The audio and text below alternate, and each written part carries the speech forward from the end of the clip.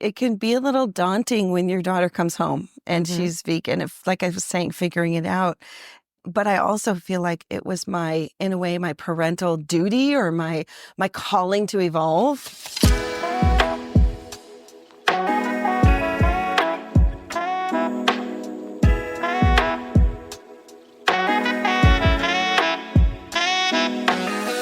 I'm Naomi Hallum, a mother, long-term vegan, and someone who loves learning from others. I've gathered some of my favourite vegan parents, a mixture of advocates, activists, health professionals, chefs, and more, to talk about the benefits and misconceptions around vegan parenting, which are many. We'll also be talking about all the fun and not so fun stuff that we parents go through and how raising kids has shaped us. Whether you're curious about vegan parenting or just want to know where we get our protein, then this podcast is for you. It's a resource I wish I'd had as a first-time mom, but that you'll never have to be without. Welcome to Raising Gen V.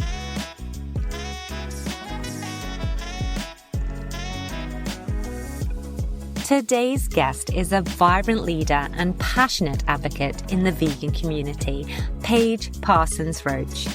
As a dedicated mother and a tireless campaigner for plant-based living, Paige has made a significant impact through her work with Unchained TV and her popular series, Plant-Based in the Burbs.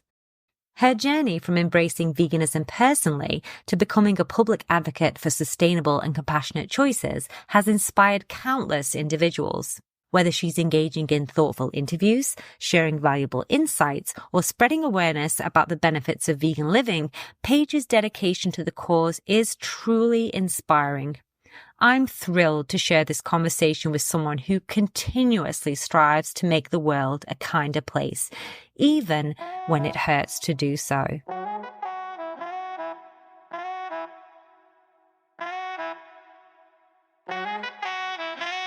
So let's dive into my chat with the remarkable, courageous Paige Parsons Roach.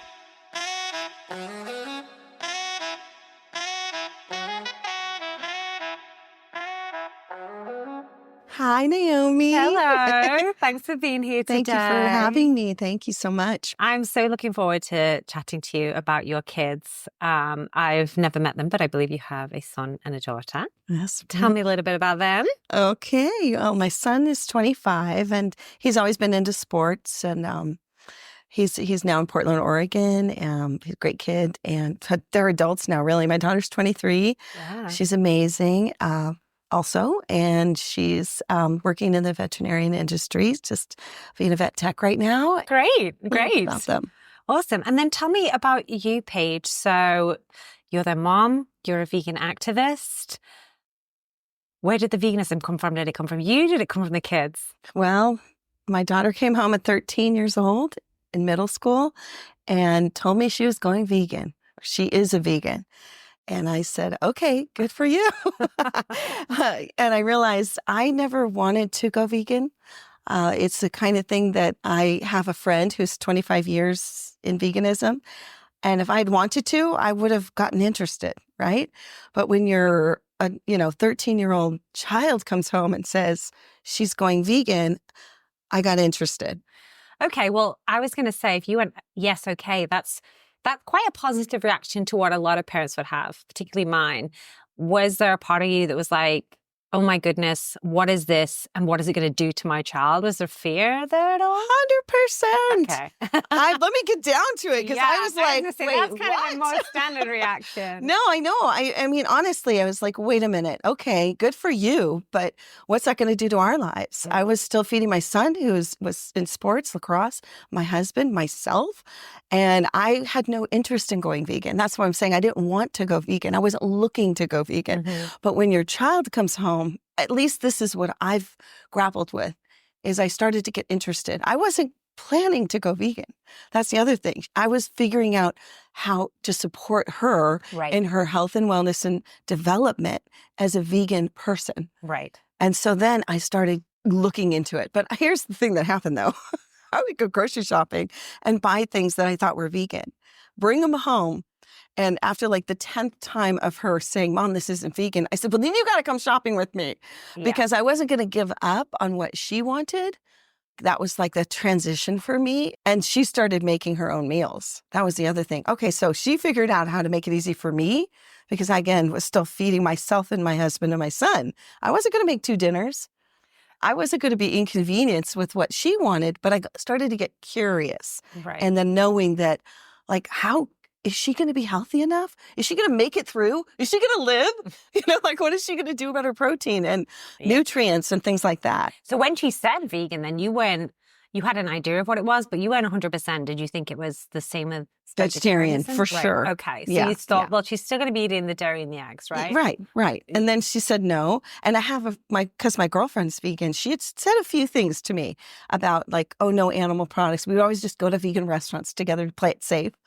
And I was curious. I'm like, well, she's super healthy. We were really into health for, all the years. And so I said, well, she's super healthy. And then I trust her.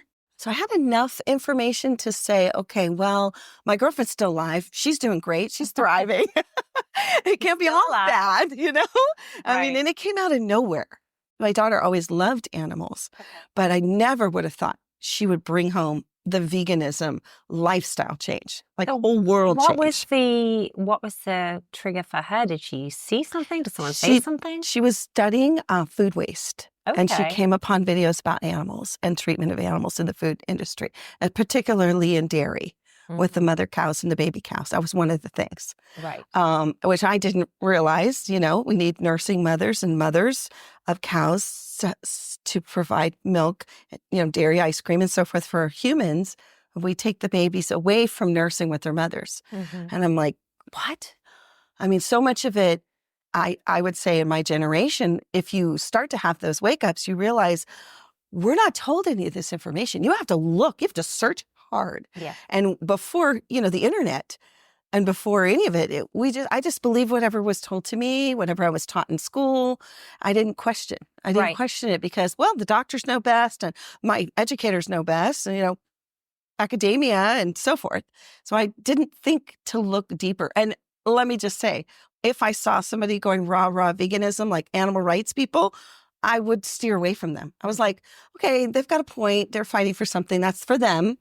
I didn't have any need to go vegan. Well, until, yes, your daughter comes home. And then I think it's actually really beautiful, though, that you have someone in your life that you care about. And because they want to do something, even though it seemed scary to you and you weren't exactly sure what it was, you thought, well, because it's important to them, I want to understand it and why it's important to them and help them along that journey. Yeah. I think it's nice that you opened your kind of consciousness up to that, because as you said, you'd seen people outside of your kind of close circle advocating for veganism, but it only really, I guess, became interesting to you when it was a close 100%. Family member, 100%. which they say is, it tends to be true. We're more likely to influence those closest to us than anyone on the street.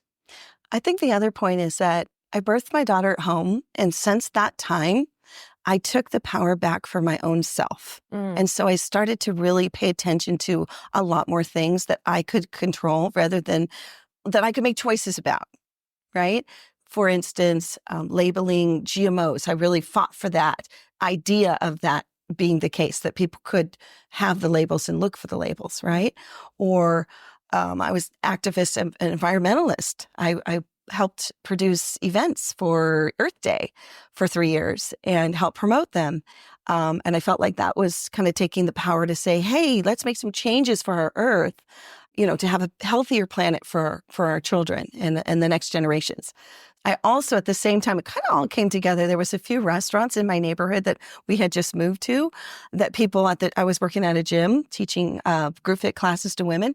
And they would say, you would love this place, and before vegan, right? And it was all plant-based. And I walked in and I was like, okay, organic, healthy, yum.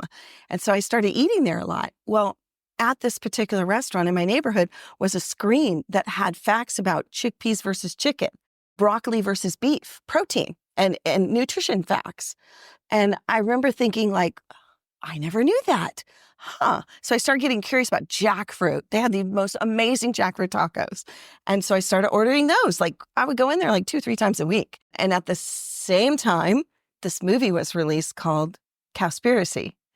And it says The Sustainability Secret. And I'm like, that sounds really interesting. So my daughter and I sat down and watched it together. And within like the first 15 minutes, when they're talking about water usage and the water usage that is needed for, this mother cow to then be a nursing mother, to be, for her to get her feed, and just like kind of walking me through all the details of how much water I grew up in California. I spent a couple of years here and there, but for the most part, we've been in a drought for years, right? We've been told to change it to sustainable plants in our front yard, which is phenomenal. I love this. Also, shorter showers, right?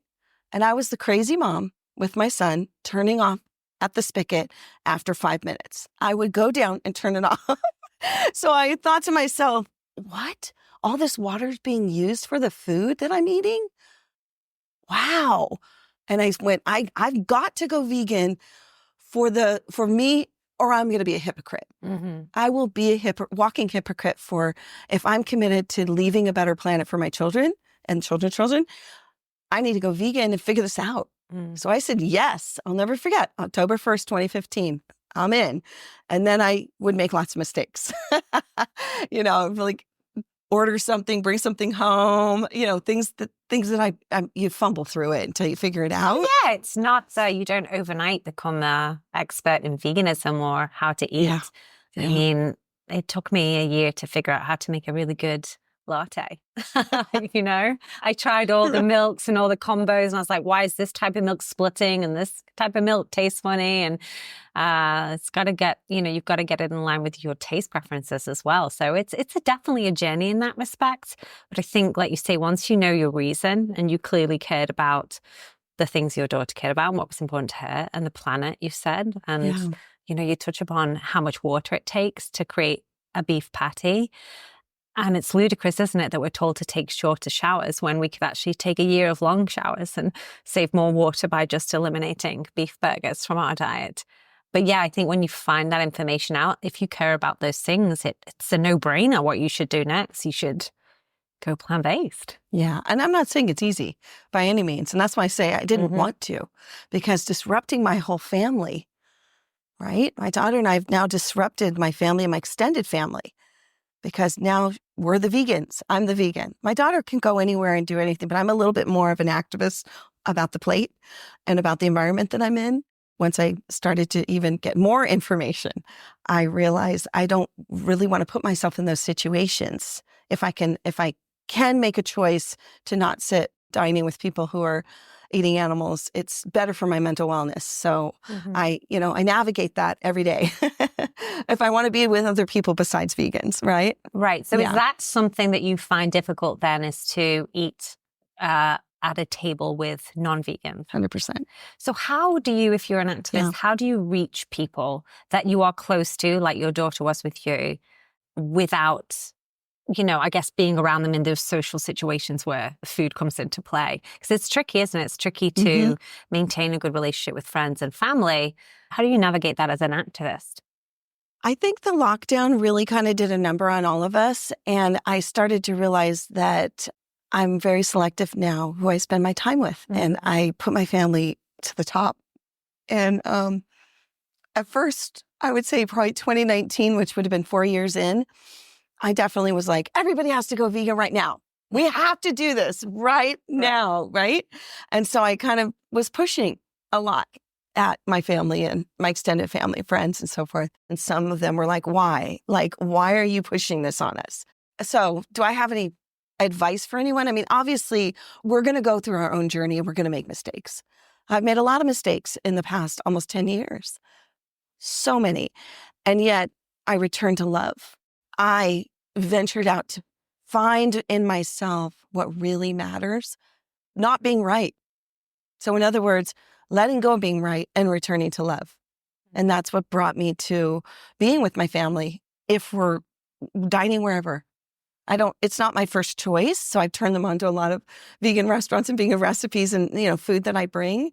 But if that's the choice, to be with my 98-year-old aunt, go to a place that she loves, I'm going to go and I'll order my fruit bowl and they'll order what they order. But I'm going to go because that's more important than being right. Yeah. The love. Well, I think certainly most of us as vegans have been through that journey of first feeling angry, that we didn't have all this information previously, that it was hidden from us and we weren't able to express ourselves the way we want to.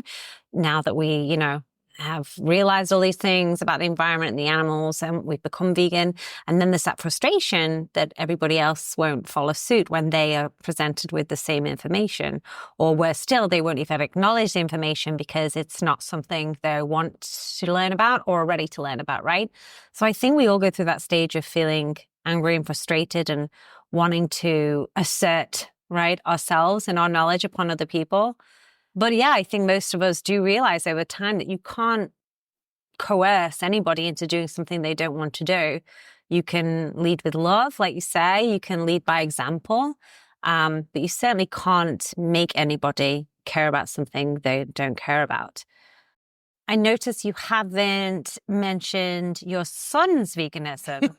So is it something he is not ready to follow suit with, or? No, he's not ready to follow suit with yet. And in fact, he said to me, Mom, I really don't want to talk to you anymore because all you talk about is veganism. I've had that comment off my own mother. So, and then that was years ago. And so he literally said to me recently, like, Mom, you've really changed. Yeah. Oh, everybody has got to walk their own path, but you can certainly rest assured that you've done the best you can do to give him, I guess, the information and the tools he needs to make the right decision for him, either now or later down the line. Yeah. I think that's the best we can do. People ask me all the time, what will you do if your daughter, my daughter's 2.5, I'm raising her vegan. What will I do, right? If she grows up and she decides she doesn't want to be a vegan. And I guess I will feel disappointed, but I won't do anything because I'll have done all I can do, right? Yeah. To give her what I believe is the best platform for a healthy, sustainable, kind life and a better future. But if she chooses that's not the path she wants to walk, as disappointed or, slightly annoyed as I might be, it's her life to live. So that's all we can do as parents, right? Isn't it? Well, I do will our say, best. we do our best. And the other day he sent me a picture and he said 2 meatless Sundays in a row, Mom. And I'm like, wow. Okay. So I'm just leading by example. We've been traveling the last 2 summers together with his girlfriend as well.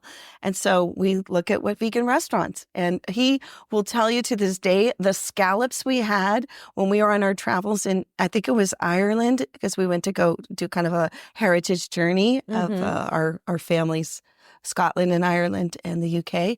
And he said those scallops were memorable.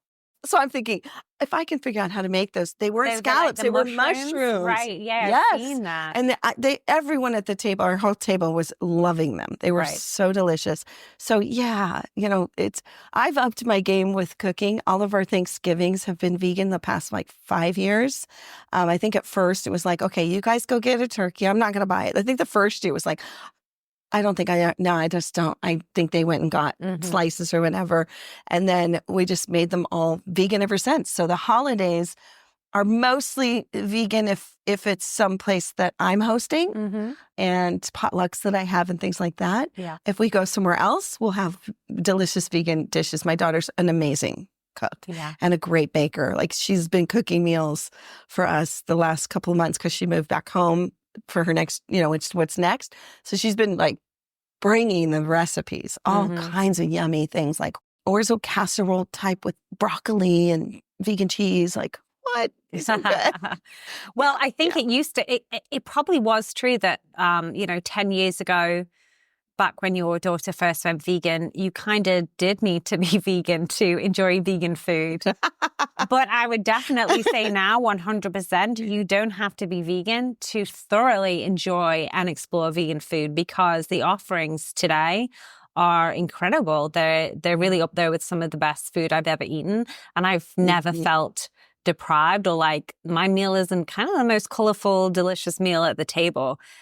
I actually just recently had some friends visiting me from England who are not vegan, but I plan to take them to, all the best vegan restaurants and cook them some of the best vegan meals that I can make, which, it doesn't, I think people will often think, well, does that mean it includes tofu and kale? Like a vegan meal can actually be something people eat every day without realizing it.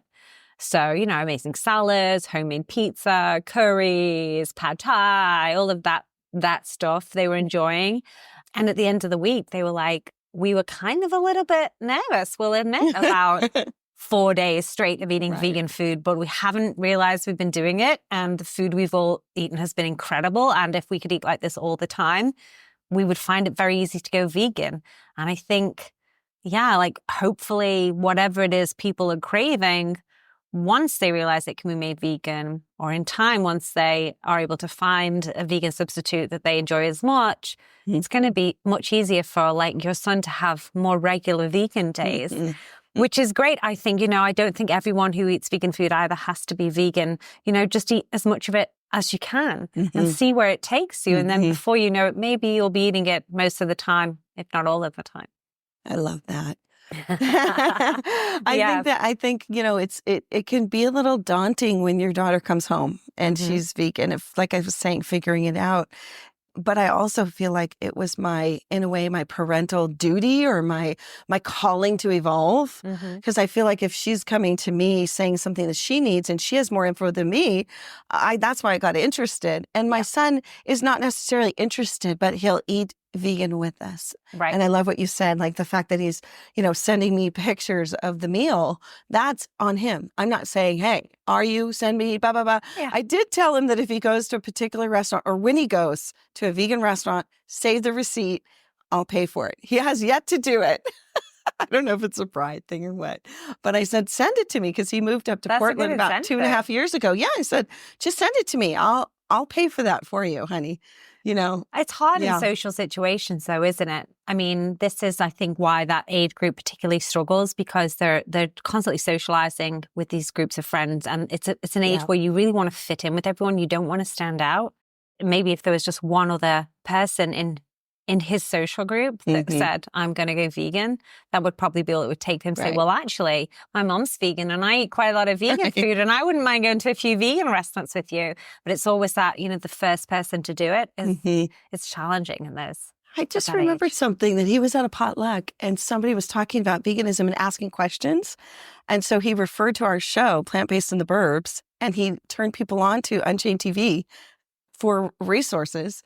And I thought, that's pretty cool. He gave them resources that they could use from knowing, he felt really educated on how to guide someone with the questions they were asking. So I thought that was pretty cool too. That's the thing. It's all in there. The foundation is there. The seeds are planted. They just have to grow when they're ready to grow or not, and I'm sure, you'll still love him unconditionally no matter what. I can see you're a good mom and you are clearly very proud of both of your kids. I am. And it hasn't been easy. I will say that. Because raising children is the hardest commitment I ever made and the hardest job for sure, 100%. Because when you get into those teen years and they start wanting to do what they want to do and then you add in, mental unwellness. My son got a concussion and multiple playing sports. And then he was it rolled it out into this completely scary place that I do not want to go back to. And I have a brother, trigger warning, who took his life when I was 19 and he was 20. And it framed my whole rest of college and my adult life for real, about, is this a chemical imbalance? What really happened? And once I went vegan, honestly, I feel like my mental wellness, just I deal with feeling tired or sad some days, but it's not the same as what I feel like I was dealing with before. And I feel like there's something that's happening within the food that I was eating with all the chemicals and the antibiotics and things that I think does affect chemical balance. And so I don't have the studies. I know there are some. I'm not a scientist. I'm just telling you how I feel. Yeah. And so with my son, I was just paid a lot of attention to what I was feeding him even then, and then going vegan, just really wanting to make sure he wasn't getting any dyes. A lot of dye, can cause hyperactivity apparently. And so that's a piece that is an added bonus of going vegan is the mental wellness. Yeah. I think certainly if you care about, like you say, the planet and the animals, there's a component of feeling like actually you're making choices that align with your values. And that kind of brings its own sense of calm, doesn't it? When you're making those food choices, as opposed to ordering something and thinking, well, I don't really know where this comes from, so I'm going to like compartmentalize and just eat it and then maybe feel a little bit bad afterwards. I definitely think, certainly for me as well, that there's been this kind of peace with what I'm consuming now that I know what a good choice and a bad choice looks like, essentially. And that's not to say as a vegan, we always make great choices, right? You know, I know dark chocolate's not great for the environment, but I still have a bit of dark chocolate now and again. So I think almonds, some people say the almonds, depending on where you live. Right. Exactly. Right. So I think it's important also to recognize that no one's perfect, especially vegans. We're not perfect either, right? We're just making some choices that we know to be good choices when it comes to food and what we wear and what we use, that align with our values. And I think that's what people need to, I get picked on a lot of times, but you do this still and you do that and you buy from Amazon and you've used a plastic bottle. Yeah. And you have a phone, you drive a car. I mean, it could be, and you're living. Right. You're breathing. You're exactly. You're moving. You're going places. Yeah, you're traveling on the freeways. You fly on an airplane sometimes, right? It's layers of it. Right. We're always trying to progress. So the veganism, is just really one step in a good direction. Not everybody's right direction, but it is definitely, unarguably, a good direction. And I think a great way to lead by example for our kids, for sure. I want to say something about, there may be parents that their kids come home and say, I'm vegan, right? And it may not be accessible for you to go to a market right away and get things. I think to anyone out there that's a struggle, the struggle can be real for them. And I would never put like my journey on someone else's to say, oh, well, you should go do this. I do feel it would be beneficial to get curious. Right. So that's basically, what I have learned is once she came home, I said, wow, I know she loves the animals, but I didn't realize, it opened that Pandora's box for discovery. And I think anyone can listen to their children and find out what that's about. That perhaps, they had, a piece of chicken and they realized that, that wing was actually a chicken that they just visited at a farm or something, and they made the connection. And, being an adult, we're not always making those connections. We've been taught differently, and we have a lot of filters, like you said, to compartmentalize, to exist, to make it through, especially once you become, then you make that commitment. You're constantly like, okay, I'm not going to look at that billboard, that truck that's driving by, this, the juicy, dead cow burger thing. It's like, whoo. So, but I guess just circling back to the parents, the invitation is to get curious. Yeah. Because when you start digging, you may discover, and it will disrupt your life. But I say it's the best thing that I've ever done. Hands down. Besides birthing her at home. For me, that was what worked. A son born in a hospital, daughter born at home, what worked for me. Yeah. By the way, I do need to mention this. When we started cooking vegan at home and I would put it on the table, my son would say, "This sucks, Mom." And I'd say, "Okay, you're working. You know where to get food. I'll see you later. There's plenty of stuff in the refrigerator." Because that's what I was making. I was like, I was at some point not going to cook any more animals. So he knew that either eat it and figure out how to enjoy it. Maybe it needs more seasoning. Maybe it needs more. And he was already 15. So it was a little bit like, he'd been working, had some money. And it was push and pull. It was not pretty. He'd push himself away from the table and leave. 15's a tricky age. I remember my younger brother at 15, and he was not pleasant to be around. I mean, it's also their minds are just, there's so many hormones going on, and it's they rebellious. say. I mean, you could probably put anything on the table, and it wouldn't have been good enough. It wouldn't have. And then I also think back to when the kids were younger. You would think about I was so nervous about what they were eating at first, and then somebody said, you look at a whole week, and then you look at a whole month. And you see what they're getting. Are they getting everything? They may not get all the fruits, nuts, vegetables, seeds, blah, blah, blah, the first day. And not to stress about that. Right. Just like, okay, what are they getting throughout the whole week? And then look at the whole month. And is that nutritious? Yeah. Are they getting enough nutrition? So that's how I thought to myself, that's how I'm going to go with this veganism as well, right. Is not worry about every single day, down to the bite.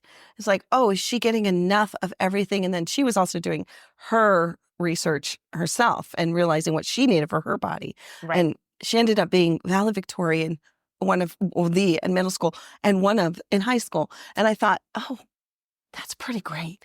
Meaning like she got enough brain power with these plants. You know what I mean? It's she didn't lack the protein to have the brain power or the muscle. She's also a weightlifter. She weightlifts, works out. So she's been vegan, for about 10 years. 10 years. And never looked back, right? Never She have any regrets? We'd have to ask her on that. But she also is not, she realizes in order to socialize, she doesn't have the same mindset that I do about making choices. And I've changed. I've shifted. Mm-hmm. But there was a point there. It was just mental challenge for me to sit with people while they were eating animals. It was too upsetting. Mm-hmm. And it reverberated to the family on the East Coast and I'm returning to love. And I'm not being right, but returning to love. And it's so much more peaceful. And people are now coming to me in the family and the extended family, sharing their stories. Mm-hmm. So once I let go of being right, that everyone has to go vegan like right now, that's not going to happen. And to have compassion for the journey and to let people just be versus trying to get them to do something. And for ourselves, we've got to be compassionate with ourselves. We're not always going to think getting it right at the advocacy. But yeah, I think that's a great way. I mean, that's what veganism is all about, right? Having compassion for others and for ourselves. Mm-hmm. I think you're doing a great job. Thank you.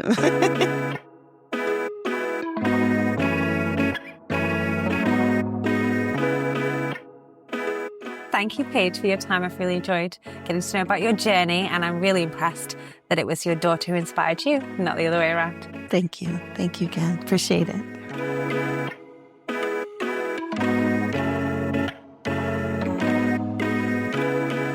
Thank you for listening to Raising Gen V. If you'd like to hear more, please subscribe to this channel. You can also watch videos from this podcast via our YouTube, Instagram, and Facebook channels, details of which can be found in the description. Comments, likes, reviews, and ratings mean the world to my team and I, as do suggestions for future podcast guests and topics for discussion. Remember, children learn more from who you are than from what you teach. So make conscious choices, be curious about the world, be infinitely compassionate, and pave the way for a better tomorrow. See you next time.